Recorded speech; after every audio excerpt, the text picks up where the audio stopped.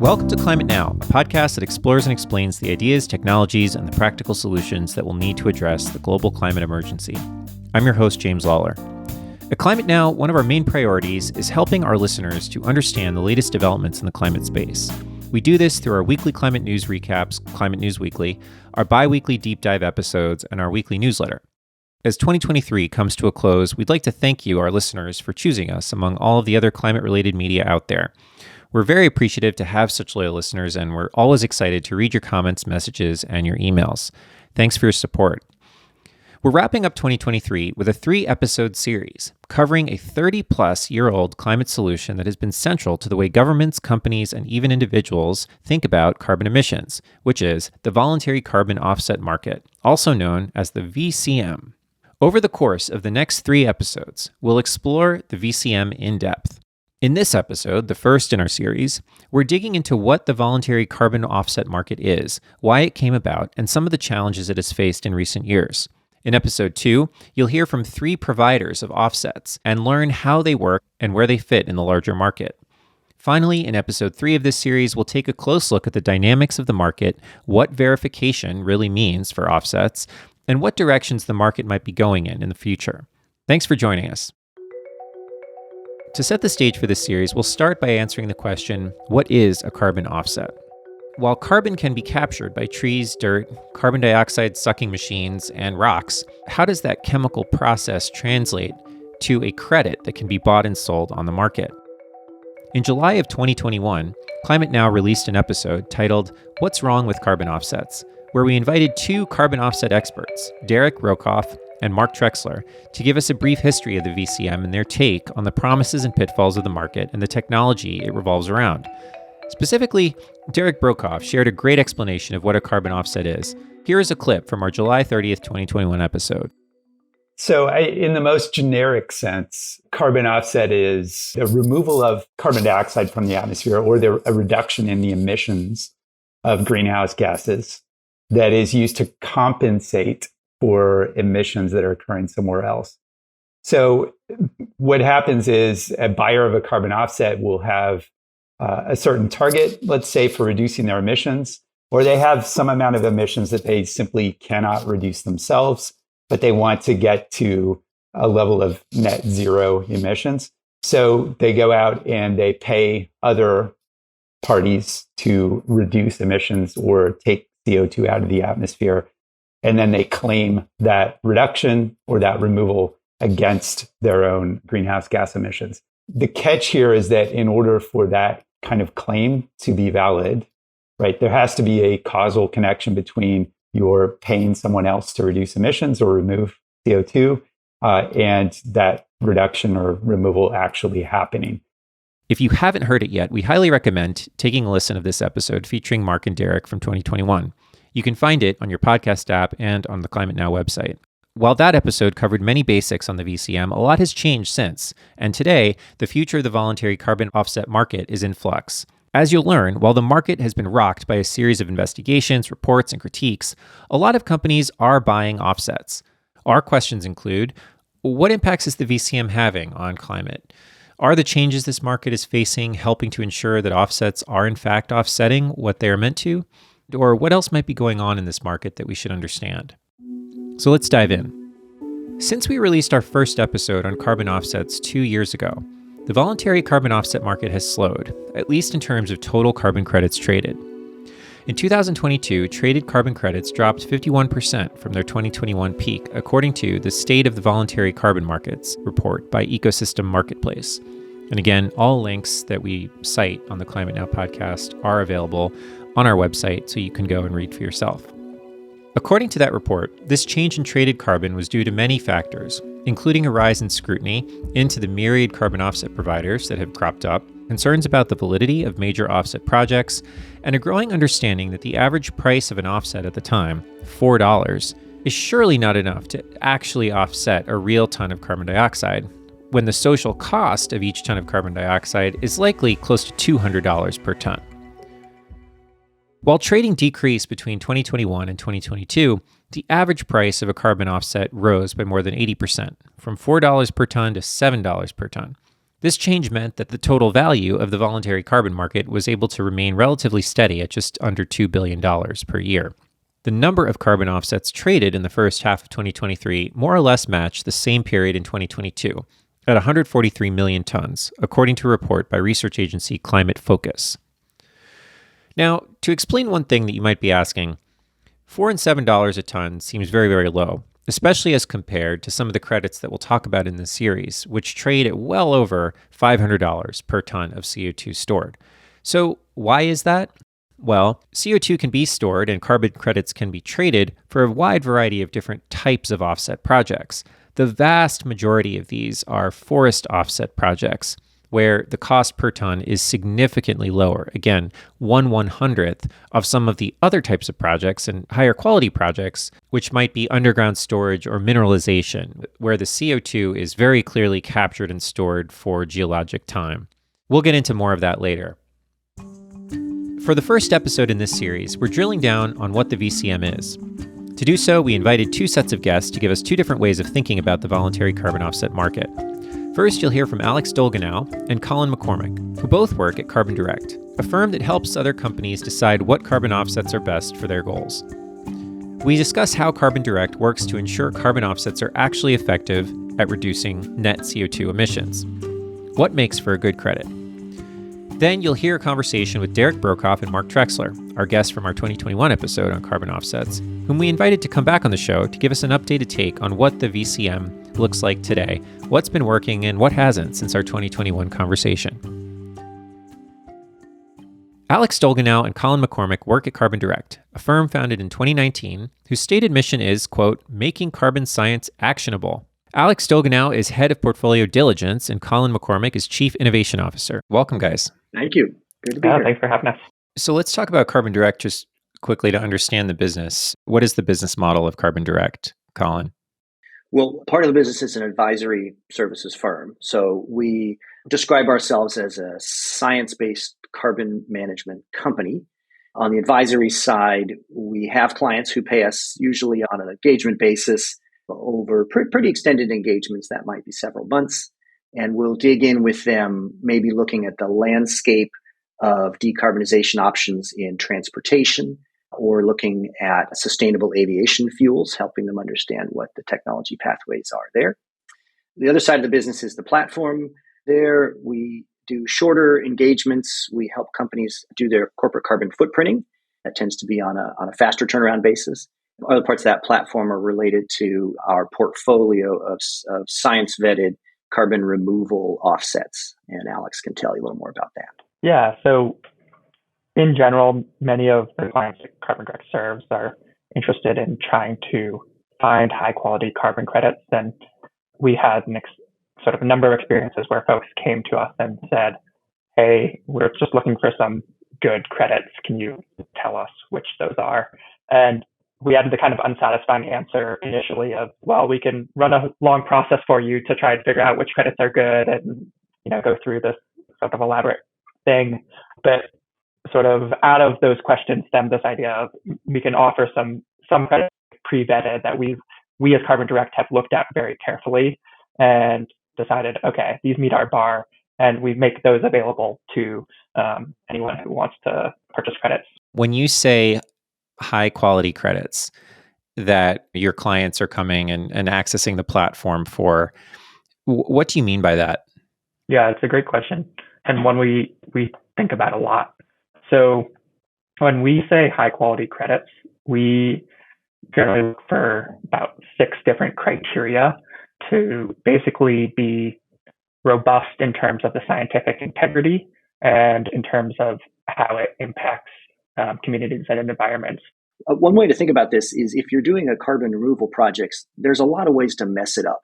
There's a lot of ways to do it wrong. And many of those different ways dramatically reduce the climate benefits of doing the carbon removal projects. So to start with, there's this concept we've used in the past called additionality, which is basically saying if there weren't a carbon project here, if there weren't any carbon credit dollars on the table, what would have happened anyway? What's the counterfactual? Along with additionality, we think a lot about what we call baselines. So particularly in cases of forestry, when you want to understand what would have happened, again, in the counterfactual, and what kind of forest growth might have happened without the carbon project. You need to establish a scientifically valid baseline.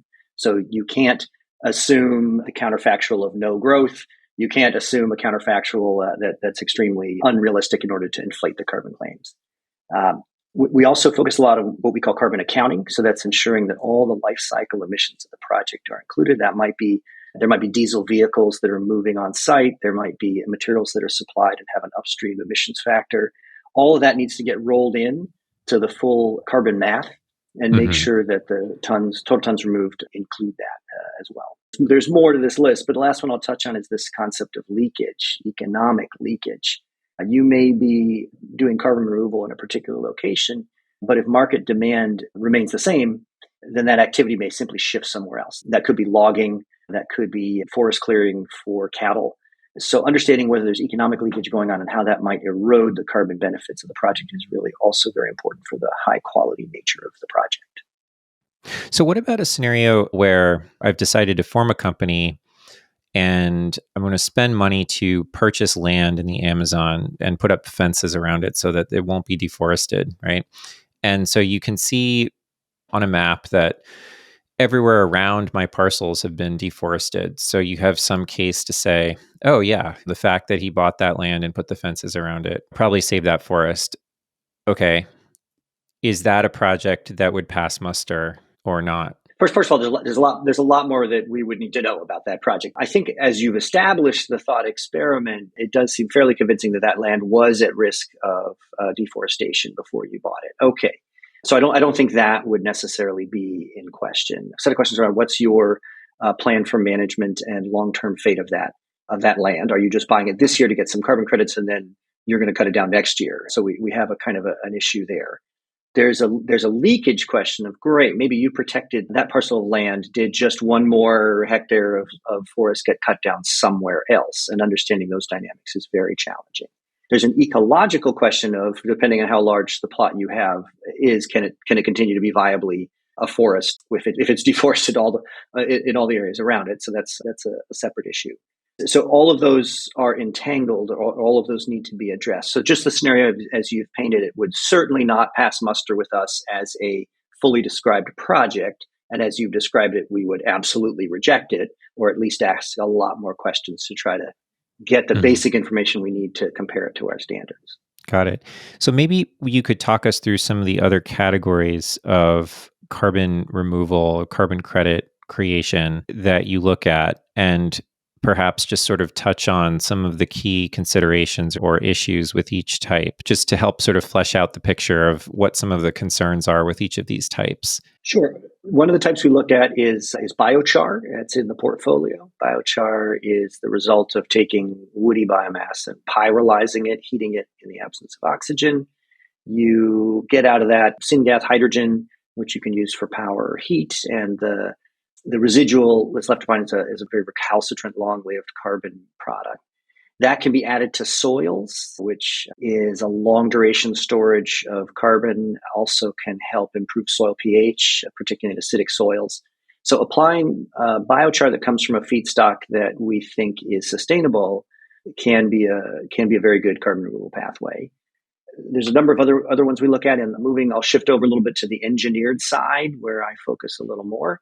We've mentioned direct air capture. There's a lot of different kinds of direct air capture, but they all characteristically move ambient air through some sort of usually chemical process, sometimes cryogenic process, to separate out CO2 from ambient air and purify it, and then either send it for some utilization or store it. Look at that very carefully. There's a lot of energy that needs to go into that, and we tend to really focus on the questions of where that energy is coming from. And the last thing I'll say is we've spent a lot of time looking at, but we haven't endorsed yet, ocean-based carbon removal techniques, particularly ones that try to apply some of that carbonate chemistry to seawater, are extremely interesting. But to date, it's been very difficult to find ones that have an MRV, a monitoring, reporting, and validation mechanism that's robust and reliable, where we could really quantify the carbon that was removed and get a full life cycle carbon number that we can rely on. Okay, so we have different kinds of credits tied to different methods of carbon dioxide removal that companies can buy to offset their emissions. But are companies just using this as an excuse to continue releasing emissions? Should that offset money instead go towards emissions reduction efforts, let's say, as opposed to purchasing credits, especially credits for reduction efforts? One observation I'd make is that the idea of carbon removal for a long time was somewhat held off the table. There was this concern that investing too much in carbon removal technologies would undermine emissions reductions or mitigation efforts. And one of the consequences of that is that while there was progress kind of in the academic end of things, the deployment stage of some of these carbon removal technologies was delayed. Mm-hmm. And we've seen now in IPCC reports this really unequivocal understanding that we're going to need both massive emissions reductions and carbon removal at scale. And at scale means multiple gigatons a year for the second half of the century. So the position we find ourselves in recently is this kind of explosion of interest, innovation, and investment in carbon removal with a change in understanding in the important role that it's going to play. So that's cool. We're really excited to see these innovative ideas and this capital flowing into these technologies and pathways, but it's important to understand that context of what that was like only a few years ago. Well, thank you both, guys. This has been a lot of fun. I've learned a lot and really appreciate your time today. Thank you. Thank you. Earlier in the episode, we discussed some of the criticisms that the voluntary carbon market has faced more recently as it continues to evolve. Firms like Carbon Direct, as we've heard, are helping companies overcome those obstacles and invest in verified carbon offsets that are more likely to do what they say they do. Yet, some critics are far less optimistic. A study published in 2023 in the journal Science surveyed 18 forest-based carbon offset projects accounting for 89 million active carbon credits. The study found that only 6% of those carbon credits were linked to additional carbon reduction. This was forest carbon offsets, though, and there are a lot of offset options, as we've heard, that should be more reliable than forests. But this is just one of dozens of articles, reports, and analyses published over the last 3 years highlighting concerns with the voluntary carbon offset market. Some critics believe there should be no VCM at all. In early 2023, a group of more than 60 activist groups formed the Alliance Against Carbon Offsets. One member, Ben Lilliston, Director of Climate Strategies at the Institute for Agriculture and Trade Policy, said, quote, "Carbon offset markets are fatally flawed. The scientific consensus does not support them. They are riddled with fraud." Our next two guests, Mark Trexler and Derik Broekhoff, fall somewhere between the VCM optimists and those who think it should be abandoned altogether. For this new series, we wanted to hear an update on the thoughts they shared with us in 2021 concerning the potential and pitfalls of the VCM. Mark Trexler was one of the creators of the first carbon offset project in 1988. He would go on to develop offset projects at World Resources Institute, or WRI, and he eventually co-founded the Climatographers, which is a climate risk management firm that helps clients around the world factor the climate crisis into their decision-making. Derik Broekhoff is a senior scientist with the Stockholm Environment Institute, or SEI. The voluntary carbon market is one of his specialties at SEI, but he has spent his entire career in climate change mitigation, including stints with the Climate Action Reserve in California, which is a carbon offset registry, and at World Resources Institute. Neither Mark nor Derik currently have investments in VCM. In fact, they are critical of the markets generally and believe that it's a long way from becoming a serious weapon against climate change. That said, they do acknowledge the potential of the voluntary carbon market, or something like it, if it can be imbued with stronger, better oversight, regulation, and verification methods. Mark Trexler and Derik Broekhoff, welcome to Climate Now. Good morning. Great to be here. So you both came on our show Climate Now a little over 2 years ago, and that episode is called What's Wrong with Carbon Offsets. Over the last 2 years, how has the voluntary carbon market changed and stayed the same? Mark, why don't you take that one first? Yeah, it's a tough question to answer in the sense that carbon offsets and the voluntary markets in particular have run into a buzzsaw in the last 2 years. And literally every day there is a new news story or report on sort of the problems with the carbon offset market. And so the volume has fallen substantially in the last year, at least. In part, apparently, because of these concerns that are being raised all the time. That refers to all types of carbon offsets. That's the whole voluntary carbon market. this is not just one particular area like trees, for example. Correct. So it's been a very eventful 2 years and all sorts of upheavals and problems and resignations, et cetera, et cetera. On the other hand, nothing has changed at all because the markets are still sort of grappling with all the same issues that they have grappled with for decades and that they've been grappling with for the last certainly 2, 3, 4, 5, 10 years. Let's get into that then. So on the surface of it, the notion is you're going to sell me a carbon offset. You're going to sell me a ton of negative emissions removal, essentially. I'm going to buy this ton of negative CO2 so I can add it to my positive emissions and I can claim a reduction in my net emissions. Sounds pretty straightforward. I'm off here doing something and I can point to the CO2 or I can model the CO2 in a very kind of precise way, ostensibly, and sell you that. So maybe Derik and then Mark, what is wrong with that? What are the fundamental problems with this exchange of value? Yeah, the answer is it's deceptively complicated. The premise is fairly straightforward. You pay someone to reduce emissions or remove CO2 from the atmosphere, and you get to claim that against your own emissions balance, however that's determined. But the premise there is that had you not paid someone to reduce emissions, they would not have done so. So, right, if you were to pay for an emission reduction that someone was going to achieve anyway, then that payment hasn't actually accomplished anything. So it then doesn't work to count that reduction against your emissions balance because total emissions elsewhere in the world haven't changed, right? So the fundamental challenge we have with these carbon credits is, are these emission reductions what we call additional? Would they not have occurred in the absence of any carbon credit payment?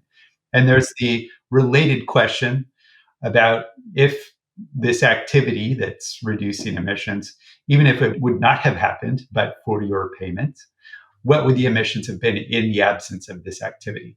And these are counterfactual questions, right? So they're not subject to empirical inquiry. We can't go into this alternate universe and determine, precisely what would have happened and understand that. We have to basically make a best guess about that. And that it's that fundamental kind of uncertainty about the nature of the reductions that we're quantifying here that has really dogged the market from the beginning and has, engendered these endless rounds of questioning, development of standards, trying to find different ways to provide some assurance about these questions. And then others coming in and pointing out, wait a minute, your rules aren't quite working the way you were expecting them to.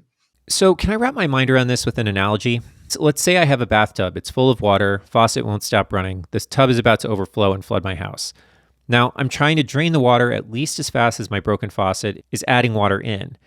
That represents achieving net zero emissions. So I'm going to pay a plumber to perform an intervention, which for the purpose of the analogy looks like sticking a siphon in the bathtub and removing water at the same rate it's coming into the bathtub and putting it somewhere else so it doesn't flood my house. So why doesn't the same principle apply to carbon offsets in the VCM? Aren't I just paying for a kind of carbon plumber to siphon out the same amount of emissions I'm putting into the air? Can you untangle that for me? So I guess you have to imagine a bathtub with, all kinds of siphons, right, that may be draining water. And then you've got water coming into the bathtub. And so the question is, if you're paying someone who's siphoning the water, right, if they were already siphoning it or if they were going to install the siphon anyway, you're not doing anything to increase the rate of water extraction or draining, increase the rate of draining. Now, why would they do it though if I'm not paying them, Any number of reasons, right? There, renewable energy, for example, costs have come way down to the point where it's competitive with fossil fuels without any kind of subsidy, or at least without the additional subsidy of carbon finance. You have energy efficiency measures that save on energy costs that make sense to do regardless of whether you're getting paid carbon credits for it. Improved forestry management activities can pay for themselves in many cases. So there are any number of activities that reduce emissions relative to a scenario where people weren't doing those things. but they're happening for reasons that have nothing to do with the carbon credit finance. I mean, undoubtedly, though, if I pay someone to do a thing that removes CO2, and let's say, like, I'm going to take a bunch of woody biomass from a cornfield and I'm going to pyrolyze it and create like a biochar that I can bury. I'm going to do that. And so that's going to remove the carbon. Carbon was out in the atmosphere as CO2. It was absorbed it was processed through photosynthesis in the corn stalks. And now it's in the form of these dried up husks. And I'm going to take that and make a char and do something with it. So that intervention, that action takes CO2 from the atmosphere, puts it underground. It helps my carbon accounting, helps my own claim of net zero. And it does something for the atmosphere, right? We want that to happen. I mean, that's a removal. So I guess the question is, isn't that an activity that we should want to stimulate through a market of this kind? I mean, it depends on what you mean by a market of this kind. Okay. This market is premised on the idea that through that payment to, say, a farmer who's applying biochar, you are inducing this practice when it would not have otherwise occurred in the absence of that payment. It's a good thing for the climate, but again, that's neither here nor there as far as the question for the market. As far as the market is concerned, like, are these payments that people are making for the carbon credits actually leading to additional mitigation action above and beyond what would otherwise have occurred in the absence of these markets?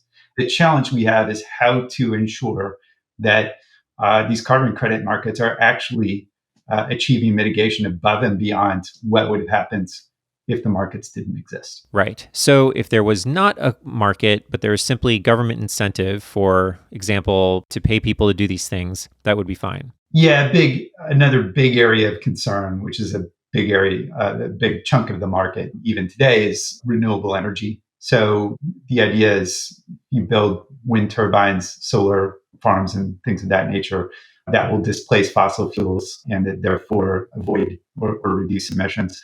But clearly, in many contexts around the world, these renewable energy is actually cheaper than fossil fuels, or at least competitive, especially with other government policies in place to incentivize renewable energy deployment. So we've reached a situation where well over half of new capacity, electricity generation capacity going in around the world is renewables. So do these projects need further subsidy from carbon credits? Probably not. And there have been any number of examples, studies of wind projects in India, for example, showing there are projects receiving carbon revenues that clearly would have been competitive on their own, because you can point to examples of other projects in very similar circumstances facing all the same incentives that are not receiving carbon credits, and they're going forward anyway. I mean, we're neither Derik nor I are arguing that carbon offsets cannot work. I don't think we're arguing that. The question is, are they working? And are they working well enough? Because as Derik mentioned, we're dealing with a counterfactual situation. We can't actually ever know whether a given ton truly was additional, truly was being eliminated from the atmosphere because of the carbon market. If you ask people, are you doing this because of the carbon market? They will say, oh, absolutely. But that doesn't mean that's true. And so the question is, how do you figure out what would have happened otherwise? And that gets very complicated and can't really be tested for. And it raises sort of the fundamental question with carbon markets is you can't actually be sure. So you have to decide what you're balancing. Somebody has to decide which is more important, how many false positives they're called in terms of fake credits are acceptable, or is 20% acceptable, 10%, because you can never have perfection. So somebody has to make these policy decisions about what the overarching structure is for the market. No one has ever made those policy decisions, certainly not for the voluntary carbon markets. And in the absence of those fundamental policy decisions, the market just goes off in every which way, and you have no idea what's going on. Right. And what would be some ways in which we could address some of the fundamental issues that you've just raised? Because it seems as though we're facing this kind of impossible problem of counterfactuals where you literally cannot go and say what would have happened in the absence of someone paying dollars for these credits. That's impossible. One new development the last couple of years is we have seen the startup of several, at this point, carbon credit rating agencies. It remains to be seen where this goes and what impact it will have on the market. But I think they're already having an impact in terms of differentiating amongst different types of credits from different projects. And in particular, I think making clear that the quality of these credits is not some kind of binary thing, like it's good or it's bad. Some projects fare better than others with respect to additionality. Some fare better with respect to the certainty of the quantification, with respect to permanence, so on and so forth. And so as far as new things in the market, that is maybe one new thing that could point us in the right direction. But going back to where I started, right, there's another big set of criticisms around the market, which is more on the demand side. That is, how are companies using these credits? What kinds of claims are they making? And in many cases, what they do with these credits is to say, look, now we are carbon neutral. Our net contribution to the atmosphere is zero at this point. Or we have a product that is carbon neutral. And that's a very specific kind of claim, right? It implies this kind of precision between the emissions that you are producing as a company and the number of emission reductions that you've achieved through these credit purchases. And the fact is that both of those numbers are subject to a fair amount of uncertainty. And this, the fact that there is that imprecision there, yet companies make these claims, I think is another big source of concern, criticism, of this market, that companies are misrepresenting their climate impact, essentially. And that's another one that's hard to know how to address, but another, I guess, notable change in the market over the last couple of years has been folks calling for a shift in the claims that companies make associated with carbon credit purchases, moving away from carbon offsetting. And it's interesting to see that a lot of companies don't even use that term anymore, and towards this idea that, well, maybe what they're doing is just contributing to efforts to mitigate climate change. So if a company or government is just incentivizing these activities by funding them and not actually trying to offset their own emissions, this still works. But it's a very different market, not an offset market. Well, guys, thank you for your time. That was great. Thank you. Talk to you guys later. In this episode, we've gotten two rather different perspectives on the VCM. On the one hand, the potential of the VCM seems straightforward. A third party removes carbon from the atmosphere in exchange for money, and the buyer can claim a reduction in net emissions. On the other hand, many of these carbon offset methods are in their infancy, and some seem to be a long way off from being proven truly effective, if doing so is even possible. In our next episode, we'll speak with experts who are actually developing and operating carbon offset projects, ranging from forest management projects to an ocean-based technique and direct air capture. Our guests will explain their operations and strategies, and you'll hear their reactions to some of the tough questions we covered today. So stay tuned for that. And that's it for episode 1 in our 3-part series on the voluntary carbon offset market. You can learn more about carbon offsetting strategies in our previous episodes on climatenow.com. We love to hear from our listeners. You can email us at contact@climatenow.com. Thanks, and we hope you'll join us for our next conversation.